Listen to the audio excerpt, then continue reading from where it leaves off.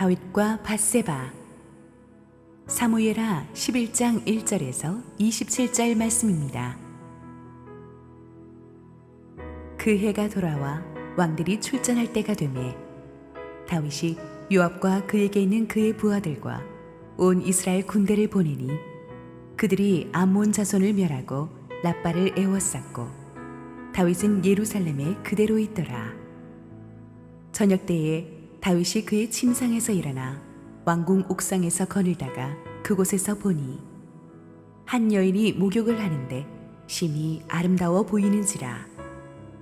다윗이 사람을 보내 그 여인을 알아보게 하였더니 그가 아뢰되 그는 엘리암의 딸이요 햇사람 우리아의 아내 밧세바가 아니니이까 하니 다윗이 전령을 보내어 그 여자를 자기에게로 데려오게 하고 그 여자가 그 부정함을 깨끗하게 하였으므로 더불어 동침하매 그 여자가 자기 집으로 돌아가니라.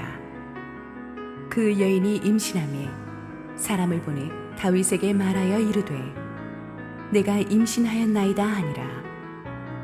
다윗이 요압에게 기별하여 햇사람 우리아를 내게 보내라 하매 요압이 우리아를 다윗에게로 보내니 우리아가 다윗에게 이르매 다윗이 요압의 안부와 군사의 안부와 싸움이 어떠했는지를 묻고 그가 또 우리아에게 이르되 내 집으로 내려가서 발을 씻으라 하니 우리아가 왕궁에서 나가매 왕의 음식물이 뒤따라가니라. 그러나 우리아는 집으로 내려가지 아니하고 왕궁 문에서 그의 주의 모든 부하들과 더불어 잔지라. 어떤 사람이 다윗에게 아뢰되 우리아가 그의 집으로 내려가지 아니하였나이다. 다윗이 우리아에게 이르되 내가 길 갔다가 돌아온 것이 아니냐 어찌하여 내 집으로 내려가지 아니하였느냐 하니 우리아가 다윗에게 아뢰되 언약궤와 이스라엘과 유다가 야영 중에 있고 내 주 요압과 내 왕의 부하들이 바깥 들에 진치고 있거늘 내가 어찌 내 집으로 가서 먹고 마시고 내 처와 같이 자리이까. 내가 이 일을 행하지 아니하기로 왕의 살아계심과 왕의 혼의 살아계심을 두고 맹세하나이다 하니라. 다윗이 우리아에게 이르되 오늘도 여기 있으라. 내일은 내가 너를 보내리라. 우리아가 그날에 예루살렘에 머무니라. 이튿날 다윗이 그를 불러서 그로 그 앞에서 먹고 마시고 취하게 하니 저녁 때에 그가 나가서 그의 주의 부하들과 더불어 침상에 눕고 그의 집으로 내려가지 아니하니라. 아침이 되매 다윗이 편지를 써서 우리아의 손에 들려 요압에게 보내니 그 편지에 써서 이르기를 너희가 우리아를 맹렬한 싸움에 앞세워 두고 너희는 뒤로 물러가서 그로 맞아 죽게 하라 하였더라.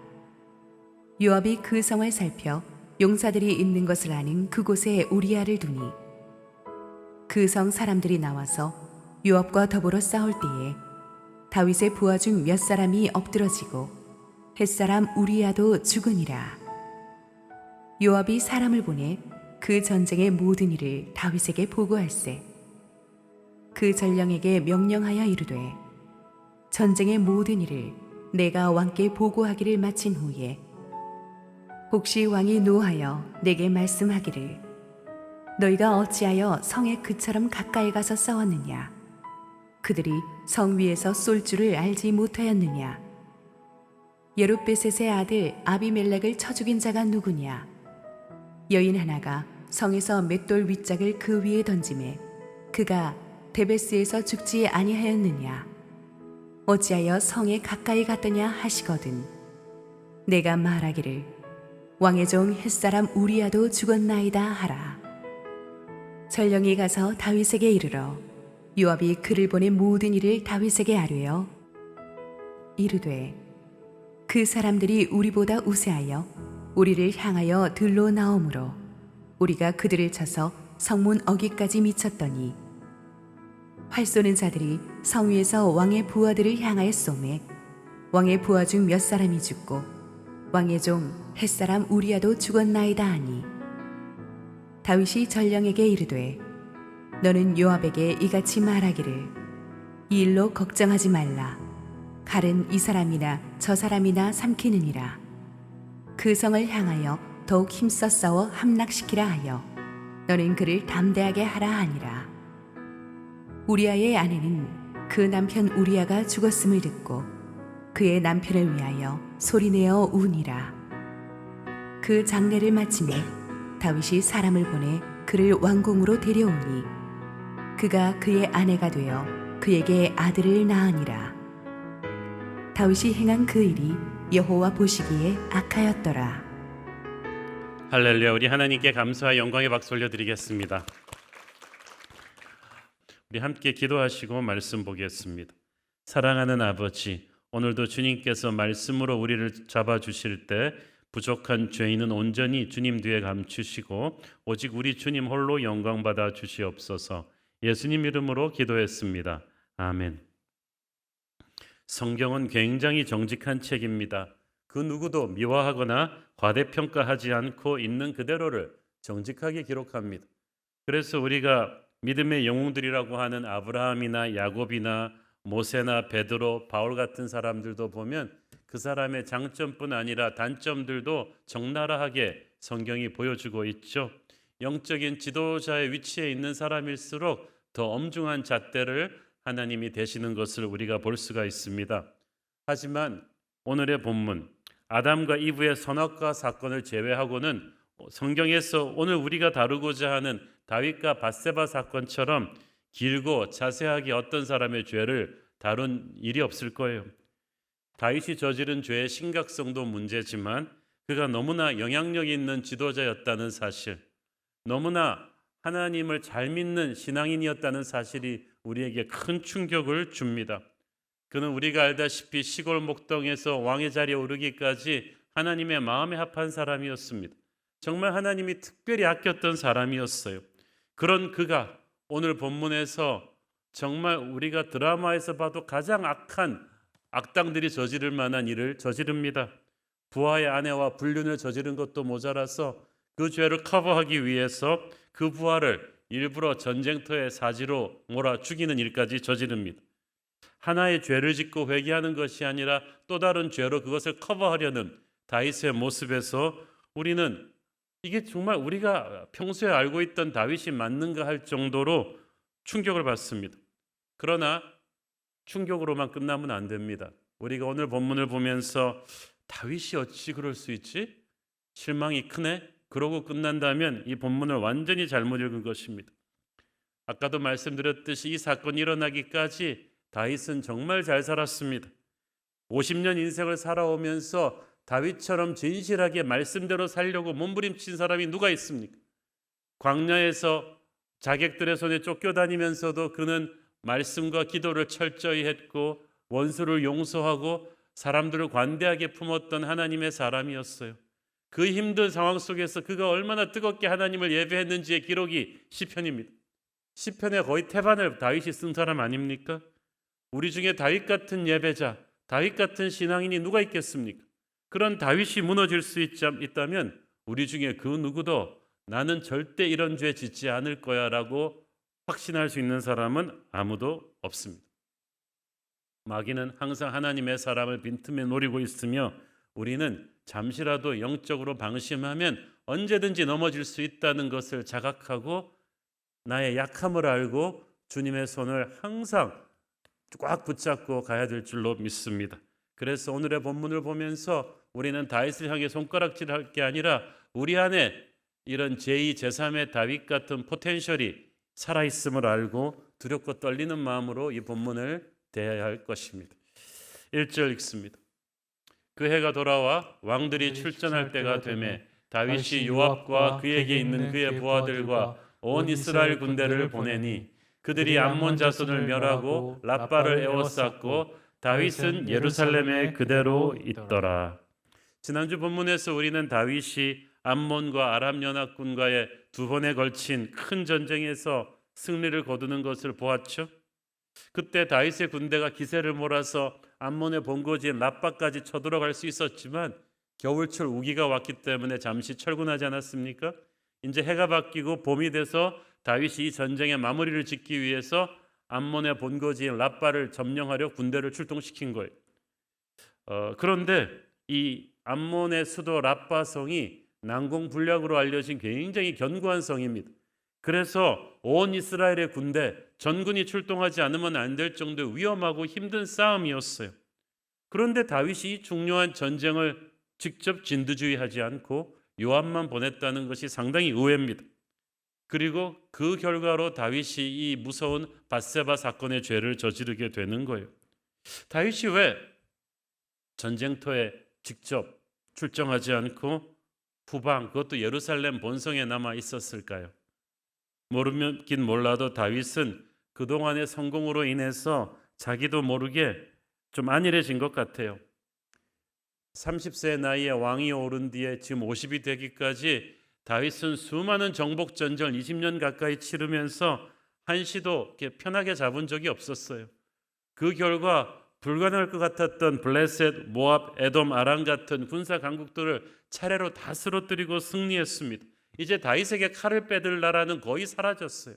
드디어 고생 끝 행복 시작이 태평성대가 눈앞에 다다른 것입니다.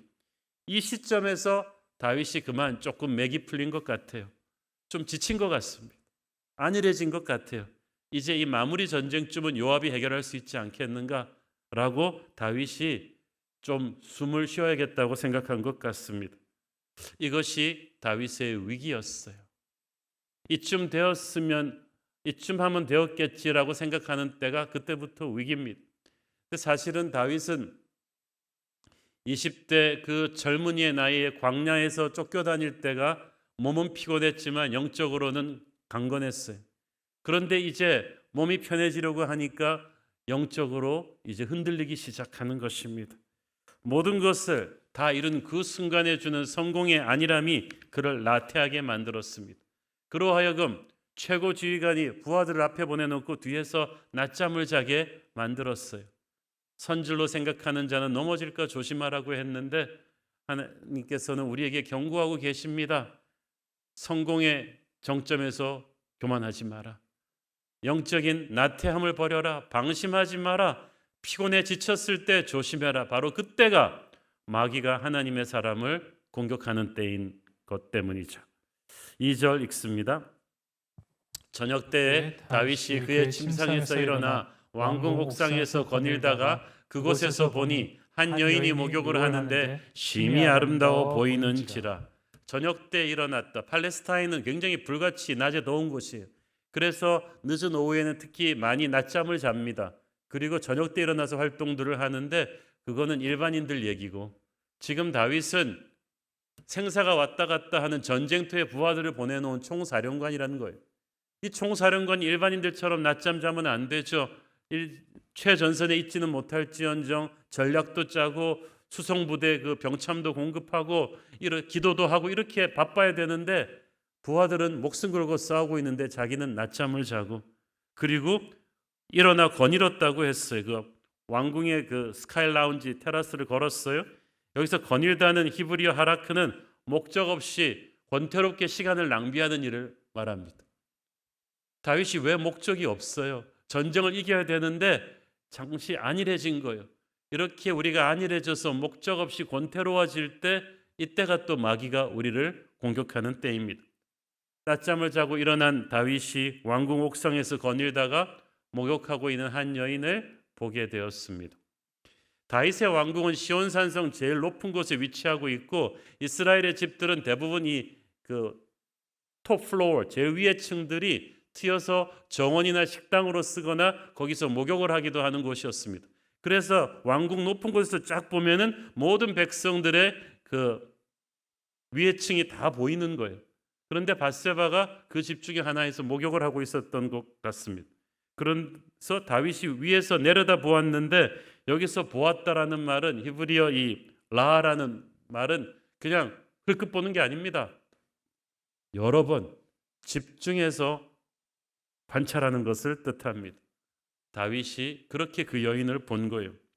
우리가 무엇을 어떤 마음으로 보는가, 이것은 너무나 중요한 문제입니다. 성경에서는 내 눈을 들어서 허탄한 것을 보지 말라고 했어요. 하와가 에덴 동산에서 선악과를 그냥 한두 번 흘끗 본 게 아니에요. 거기서도 이 선악과를 유심히 보고 눈으로 보기에 좋았다고 했어요. 거기서도 똑같은 히브리어 라가 나오는데 아주 집중해서 여러 번 관찰해서 본 거예요. 하와는 선악과를 여러 번 관찰하고 집중해서 보다가 그것을 먹은 거예요. 사도 요한은 세상에 있는 모든 것이 육신의 정욕과 안목의 정욕과 이생의 자랑이라고 했어요. 보는 것의 유혹은 우리의 영적인 생명을 좌우합니다. 다윗이 밧세바와 전혀 일면식이 없었잖아요. 한 번도 밥을 같이 먹는다거나 대화를 해본 적이 없어요. 그러므로 그녀의 인격과 성품에 대해서 알아갈 기회가 전혀 없었단 말이에요. 그저 눈으로 그녀의 목욕하는 모습을 본 뒤에 잠자리를 같이 하겠다고 결심합니다. 하나님의 사람이 사람과 사람이 만날 때 인격적인 만남을 하는 게 아니라 눈으로 보고 동물적인 본능을 따라가 버린 거예요. 보는 것까지는 어쩔 수 없었다고 쳐도요. 그 다음부터가 문제였죠. 다윗이 큐티를 잘하잖아요. 보고 나면 이제 묵상을 합니다. 묵상을 하고 나니까 이제 실천을 해야 돼요. 사람을 그 여인의 집에 보내서 도대체 그 여자가 누군지 알아봐라. 조사를 시킨 거. 그랬더니 알아보고 돌아온 신하가 청천벽력 같은 이야기를 해줍니다. 다윗은 그녀가 처녀이기를 바랬을 거예요. 그런데 신하는 말합니다. 그녀가 남편이 있습니다. 그리고 다른 사람도 아닌 왕을 위해서 목숨을 걸고 싸우고 있는 우리아 장군의 아내입니다. 율법은 유부녀와 유부남이 간음을 하면 돌에 쳐 죽이게 돼 있어요. 말씀의 사람 다윗이 그것을 모를 리가 없어요. 그리고 무엇보다도 지금 자기를 위해 목숨을 걸고 전장에서 싸우고 있는 우리아, 다윗의 37용사 중에 하나인 우리아의 아내라는 거예요. 양심이 있는 왕이라면 그런 충성스러운 부하의 아내를 탐냈다는 것만으로 너무 미안해서 거기서 멈췄어야죠. 우리아는 목숨 걸고 싸우고 있는데 나는 왕이라는 나는 뒤에서 낮잠 자다가 그의 아내를 탐하고 내가 너무 부끄럽다 이러고 멈췄어야만 됐는데 그는 우리아의 아내입니다라는 신하의 말은 하나님이 다윗에게 멈추라는 첫 번째 경고를 준 거예요. 그런데 다윗은 돌이키지 않았어요. 이미 욕망의 덫에 사로잡힌 다윗은 브레이크 없는 기관차처럼 폭주하고 있었습니다. 기어코 밧세바를 데려와서 동침하고 말죠. 마틴 루터의 말처럼 우리 머리 위에 새가 날아다니는 걸 막을 수는 없지만 그 새가 머리 위에 둥지 트는 건 막을 수가 있거든요. 아름다운 여자를 보고 아름답다고 느끼는 거에 어쩌겠습니까? 그러나 그 여자를 범하는 것은 또 너무나 다른 차원의 일이죠. 다윗이 절대 권력자였기 때문에 가능한 거예요. 하나님이 백성을 섬기고 하나님의 영광을 위해 쓰라고 준 권력을 다윗은 욕망을 이루기 위한 수단으로 잘못 사용해 버렸어요. 그 당시에 이 절대 권력자의 명령을 틀린 줄 알면서도 누가 거역하겠어요? 신하도 밧세바도 거역 못합니다. 일은 벌어져 버리고 말았습니다. 자, 이 사건은 이 외면적으로만 보면 굉장히 우연한 사고죠. 평소 신실하던 하나님의 사람이 잠깐 방심하는 사이에 순간적으로 실수했고 이게 급격히 비화된 것이다. 그러나 사실 다윗의 이 과거 내력을 쫙 보면은 다윗이 평소에 이 방면에 문을 열어두었었어요. 죄에게 빌미를 주었단 말이에요. 일찍이 하나님께서 왕이 된 자는 아내를 많이 두지 마라. 그가 너의 마음을 미혹하게 할 것이라고 경고하셨는데 다윗이 하나님의 명령 다른 건 잘 들으면서도 이거 하나만은 약했어요. 사무엘하 5장에 보면 다윗이 왕이 되자마자 보니까 너무나 많은 아내들과 첩을 두고 있는 거예요. 그리고 그 사이에서 많은 아이들을 낳았죠. 그 당시 권력자나 부자들이 자기의 권력과 돈으로 많은 아내를 두는 것이 관행이었는데 다윗도 권력을 이용해서 그렇게 한 거예요. 하나님은 다윗은 세상 권력자들과 다르기를 원하셨는데 똑같은 길을 가니까 똑같은 열매를 거두는 거예요. 이미 아내를 많이 둔 사람에게 하나쯤 더 하는 거 문제가 아닙니다. 그 대상이 율법이 그만 유부녀라고 해도 다윗은 왕은 법 위에 있다고 생각했어요. 지금 우리나라도 자기는 권력자니까 법 위에 있다고 생각하는 분들 때문에 나라가 이렇게 어지럽지 않습니까? 다윗한테 그렇게 많은 아내와 첩들이 있었어도 다윗의 욕망은 새로운 먹잇감을 찾았습니다. 여기서 우리는 무엇을 배웁니까? 죄라는 게 꼭 뭐가 부족해서 짓는 게 아니에요. 죄는 욕심 때문에 짓는 거예요. 도박하는 사람들이 먹고 살 게 없어서 도박합니까? 아니잖아요. 욕망의 덫에 걸려버린 거예요. 다윗이 욕구를 채울 여인이 부족해서 밧세바를 범한 게 아닙니다. 어떤 여자든 권력으로 자기 것으로 만들 수 있는 그런 권력 남용에 익숙해져 있었기 때문에 다윗은 그걸 다시 쓴 거예요. 그리고 은폐하기 위해 더 큰 죄를 짓게 된 것입니다. 그러므로 여러분의 인생에 어떤 분야에서 작은 사고가 터졌을 때, 작은 빌미를 주기 시작했을 때 그걸 빨리 처리를 하지 않으면 나중에 그거는 걷잡을 수 없는 재앙으로 폭발하게 돼 있어요. 다윗이 이 방면에서 빈틈을 준 거예요. 성령의 사람은 그렇기 때문에 빈틈을 주면 안 돼요. 우리는 생각보다 약하고 죄의 힘은 생각보다 강해요. 처음부터 이 죄의 첫 단추를 예수님의 보혈로 끊어버리지 않으면 그건 습관이 되고, 습관은 인격이 되고, 인격은 운명이 될 것입니다. 자, 하룻밤에 불장난으로 끝나려고 했던 다윗의 계획은 산산조각 나버렸습니다. 밧세바가 임신을 했다는 거예요. 다윗은 깜짝 놀랐습니다. 그제야 현실감이 돌아오기 시작했어요. 전쟁터에 나가 있는 부하의 아내와 왕이라는 사람이 간음했다는 게 알려지면 하나님의 율법이 다스리는 이 나라에서 다윗의 권위는 뭐 땅에 떨어질 것입니다. 다윗은 고민하다가 아이디어를 생각해냈습니다. 전선에 있는 우리아를 호출해서 왕궁으로 다시 불러옵니다. 영문을 모르고 돌아온 우리아는 뭔가 중요한 일이 있는가 싶어서 왕 앞에 나왔어요. 왕이 그래, 전선의 상황은 어떠하냐? 그제야 순진한 우리아는 정말 왕이 전선에서 우리가 어떻게 하고 있는가를 궁금하셔서 나를 부르셨구나. 그래서 정성껏 아군이 얼마나 열심히 싸우고 있는지, 적의 방어진은 얼마나 강한지 이런 것들을 자세히 보고해 드렸어요. 그런데 다윗은 그냥 귀뚱으로 듣다가 그래, 수고했다. 이제 집으로 가서 좀 쉬어라. 8절에 집으로 내려가서 발을 씻으라는 말은 집에 가서 좀 아내와 동침하고 깨끗한 옷을 입고 잘 쉬라는 포상휴가 같은 거였어요. 왕의 음식물도 바로 뒤를 따라갔다고 돼 있잖아요. 그 겉으로만 보면 너무나 쿨한 보스예요. 전쟁터에서 수고한 부하를 불러들여서 특별 휴가를 준 거예요. 그렇지만 속사정은 그게 아니었잖아요. 다윗은 우리아로 하여금 집에 가서 밧세바와 동침하게 해서 자신의 죄를 은폐할 생각이었습니다. 그러면 밧세바가 임신한 아기가 우리아의 아기라고 할 수 있으니까 다윗의 분류는 그걸로 딱 감춰줄 거라고 생각했습니다. 그 보니까 다윗은 죄를 짓고 회개하는 것이 아니라 잔꾀를 부려서 은폐하려고 했어요. 세상 사람들이 쓰는 방법이죠.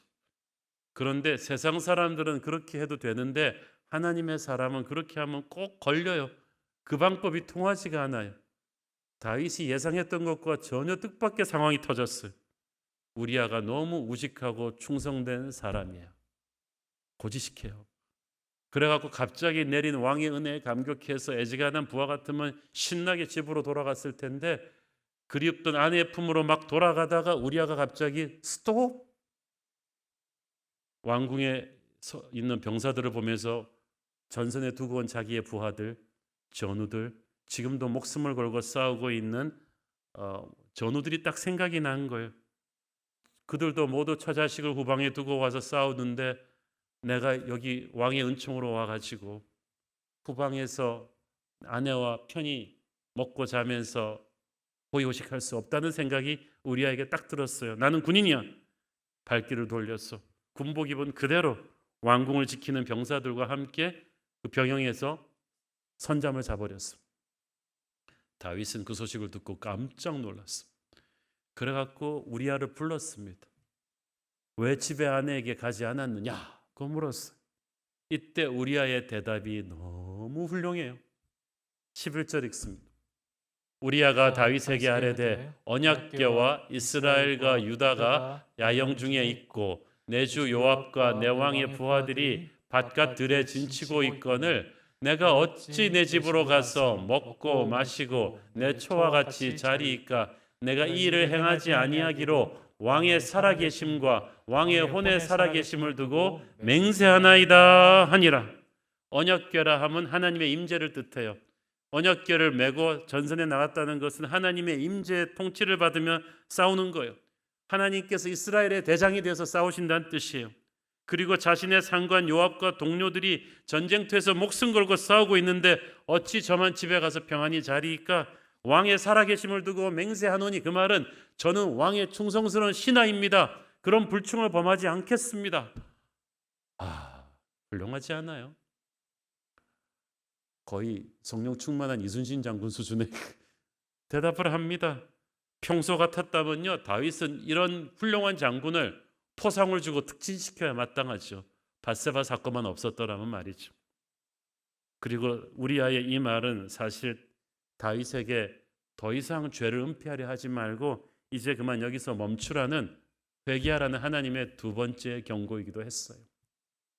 이런 부하의 말을 듣고, 이런 충직스러운 부하의 말을 듣고, 다윗 왕이여 정신 좀 차려라. 너 부끄럽지도 않냐? 지금 다윗 네가 있어야 될 자리가 이런 편안한 왕궁이 아니라 최전선의 장병들과 함께 싸우는 전방인데 부하가 이 말을 대신해 주고 있으니 부끄럽지도 않냐? 정신 차리라는 하나님의 두 번째 경고였는데, 이미 죄로 강팍해진 다윗에게는 하나님의 경고가 들리지 않았어요. 이 우리아의 우직한 충성심으로 자기의 계획이 틀어진 게 자꾸 화가 날 뿐입니다. 마지막 수단은 진짜 치사해요. 우리아를 만취할 때까지 먹여놓은 다음에 뻗게 만들었어요. 우리아가 술김에 집에 가서 아내와 동침하지 않을까 하는 바람이었는데 우리아는 술 취한 상태에서도 집으로 돌아가지 않았습니다. 따라서 다윗의 비열한 음모는 또 좌절되고 말았어요. 오늘의 본문에서도 확인되는 사실이지만 이 모든 일이 벌어지는 동안에 다윗이 우리가 알고 있는 다윗이 아니에요. 우리가 그런 말 하잖아요. 뭐에 씌은 사람 같다고. 다윗의 지금 하고 있는 행동과 모습들은 사울이에요. 다윗이 아니에요.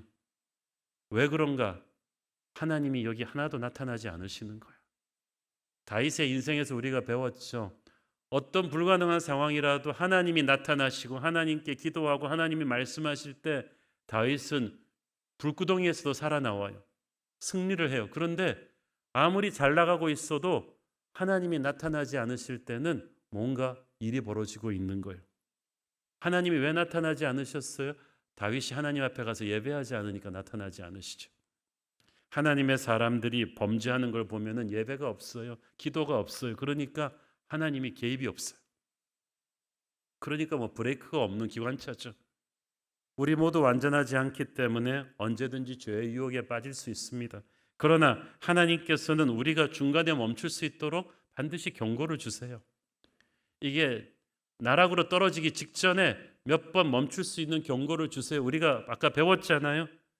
신하가 이 사람은 우리아의 아내입니다. 이 말을 했을 때 다윗이 첫 번째 멈출 수 있는 경고였어요.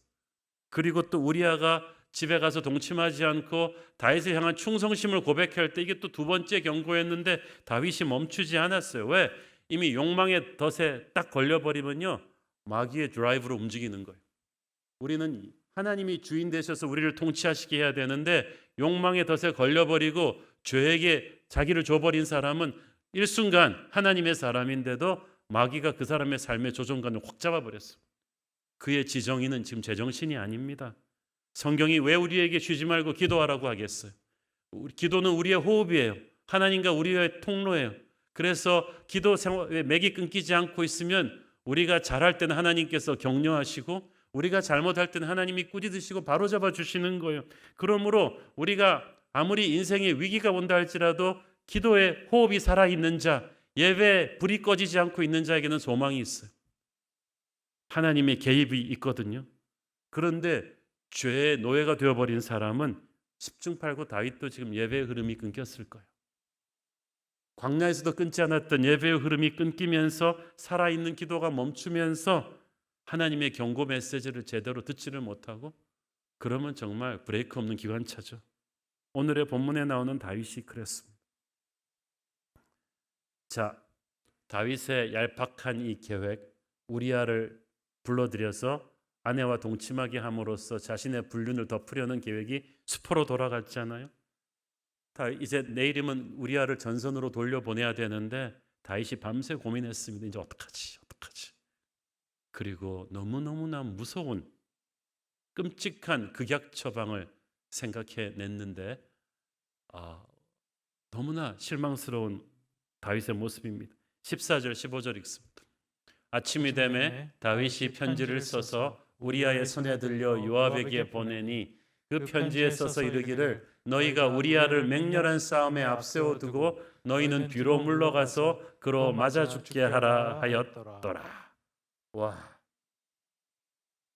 다윗의 마지막 계획은 적의 손을 빌려서 우리아를 전쟁터에서 사고처럼 죽게 하는 거였어요.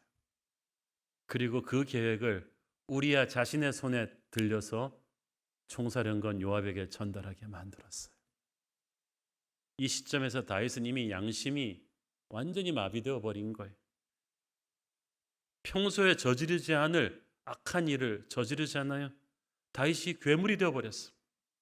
이때까지 다윗이 싸운 모든 전쟁은 적을 물리치고 하나님께 영광 돌리기 위한 것이었어요. 그렇기 때문에 아무리 막강한 적과 아무리 불리한 상황에서 싸웠어도 하나님이 다윗을 도우셨어요. 그래서 이긴 거예요. 그런데 이번 전투의 목적은 적군을 무찌르는 게 아니라 아군의 충성스러운 장군 우리아를 죽이는 일이었어요. 총사령관 요압에게 전달된 다윗의 명령, 일부러 지는 전투를 만들라는 거예요. 적의 가장 세게 포진한 곳에 적과 형편 상대가 안 될 정도의 작은 병력으로 우리아를 인솔하게 해서 사지로 우리아를 밀어라. 그리고 적당한 때 다른 병력을 뒤로 철수시켜라. 그래서 우리아가 적의 손에 죽게 하라. 우리아의 성격상 그는 죽기까지 싸우다가 물러서지 않을 충신이니까 그걸 오히려 악용한 거예요. 이럴 수가 있습니까? 우리아의 죄가 있다면 왕에게 목숨 바쳐 충성한 것이고 밧세바의 남편이라는 죄밖에는 없는데 그날 충신 우리아는 그렇게 적의 손에 죽습니다. 17절에 보니까 그 과정에서 우리아뿐 아니라 다른 병사들도 함께 많이 목숨을 잃었다고 했어요. 아마 우리아를 사랑하는 우리아의 전우들이 끝까지 그의 곁에서 싸웠을 거예요. 처자식을 후방에 두고 나라를 위해 다윗 왕을 위해 싸우던 수많은 충직한 병사들이 그날 죽었습니다.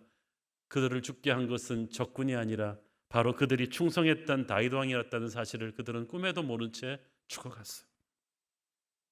앞뒤 정황을 살펴볼 때 우리아의 죽음을 자연스럽게 위장하기 위해서 총사령관 요압은 굉장히 중요한 전투 하나를 일부러 패배했을 거예요. 적에게 내어준 거예요. 다윗은 자신의 불륜을 커버하기 위해서 충신 우리아와 수많은 부하들을 함께 죽이면서 중요한 전투까지 적에게 상납해버리고 말았어요. 지난 30년 동안 다윗은 한 번도 이런 비열한 전투를 해본 적이 없습니다. 항상 모든 전쟁에서 다윗은 제일 앞에서 싸웠고 부하의 생명을 자기 생명보다 아꼈고 어떤 적 앞에서도 물러서지 않았던 장군이었어요. 그래서 하나님이 그를 도우셨고 그래서 다윗의 군대는 패배를 모르는 무적의 군대였어요. 다 그렇게 알고 있었는데 영문도 모른 채 다윗의 군대가 그날은 그리 강하지도 않은 암몬군에게 대패합니다.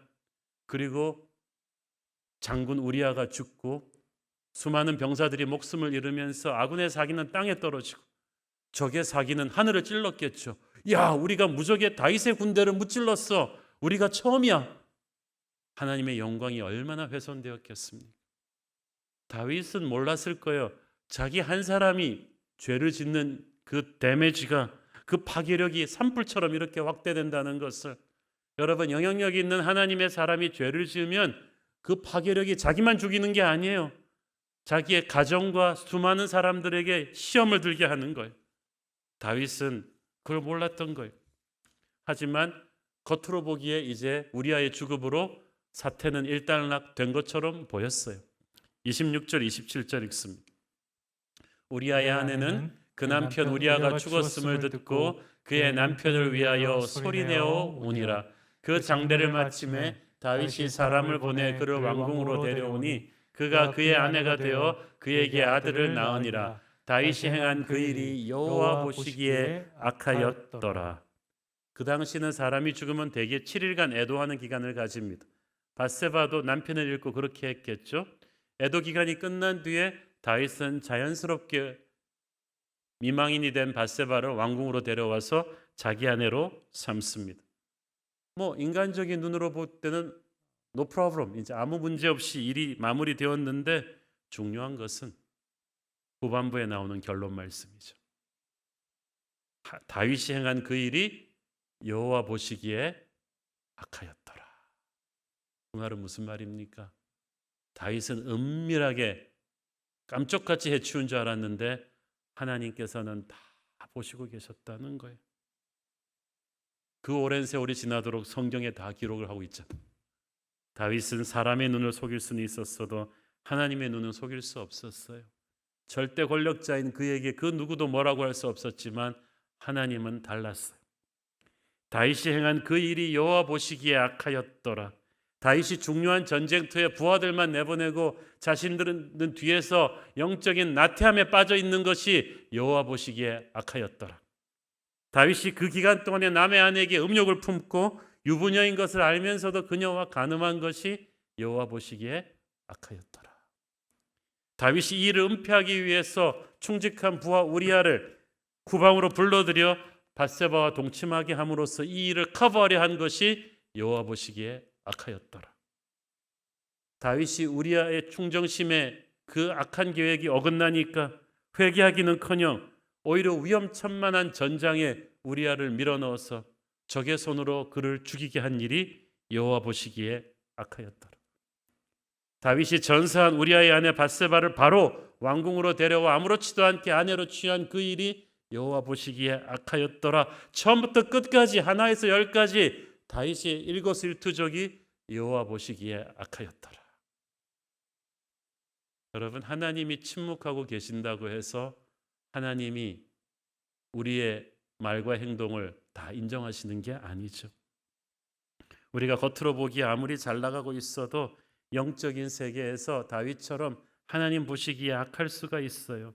그리고 이 설교 서두에서 말씀드렸듯이 이 다윗과 밧세바 사건을 남의 일처럼 읽어서는 안 돼요. 여성 성도들은 대개 이 본문 보면서 남편 허벅지 꼬집으면서 당신도 조심해 라고 막 째려보십니다. 그렇지만 마귀가 먹잇감을 찾을 때 어디 남녀노소 가립니까?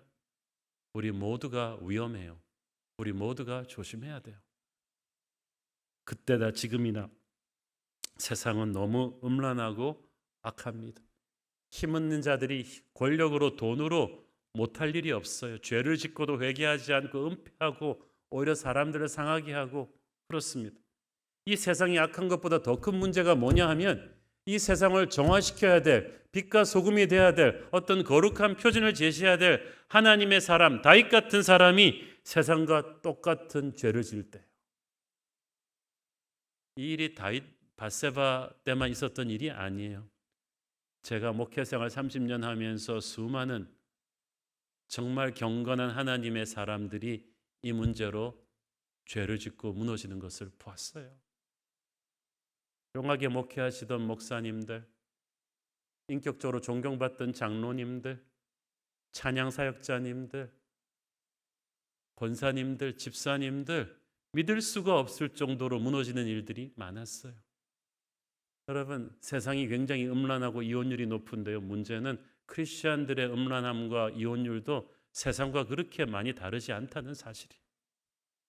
세상이 악한 것은 항상 그랬지만 하나님의 가슴을 찢어 놓는 것은 다윗 같은 하나님의 사람이 세상과 똑같은 죄를 저지를 때 회개할 줄 모르고 하나의 죄에다 또 하나의 죄를 얹고 하나님의 경고의 시그널을 무시하고 더 파멸의 길로 갈 때 그로 인해 오는 파급 효과는 엄청납니다. 이제 다음 주부터 알게 되지만 다윗 한 사람만 벌받고 끝나는 게 아니라요. 그의 가정, 나라의 미래까지 흔들리게 되는 거예요. 영적인 지도자 한 사람이 무너지면요, 그 교회 성도들 전체가 시험에 듭니다. 하나님의 나라의 영광이 훼손되어 버려요. 그리고 우리 안에도 다윗 같은 가능성이 항상 꿈틀거리고 있습니다. 그러므로 여러분, 자기 자신을 믿지 마세요. 다윗은 구약 성경에서 예수님을 예표하는 인물이라고 말씀드렸죠. 그러나 그는 예수님을 예표하는 인물이지 예수님은 아닙니다. 그는 죄의 유혹에 무릎 꿇고 말았어요. 교회 다니는 사람들도 하나님의 지도자도 그렇게 될 수 있기 때문에 우리는 주님의 보혈을 의지하며 나의 약함을 의지하지 말아야 돼요. 이 땅이 너무나 음란합니다. 돈이면 된다는 그 황금 만능주의가 너무나 강해요. 우리 크리스천들이 세상의 빛과 소금이 되기 위해서 우리는 우리 안에 있는 다윗과 싸우며 예수의 이름으로 정결하게 되어야만 합니다. 우리가 바로 서야 이 나라 이 민족을 우리가 깨끗하게 할 수 있지 않겠습니까? 기도하겠습니다. 하나님 은혜를 감사합니다. 다윗과 밧세바의 사건을 보면서 남의 일 같지가 않습니다. 우리 자신도 언제 넘어질 줄 모르는 약한 죄인임을 고백합니다. 주님, 우리가 주님 안에서 올바로 서게 하여 주시옵소서. 예수님 이름으로 기도했습니다. 아멘.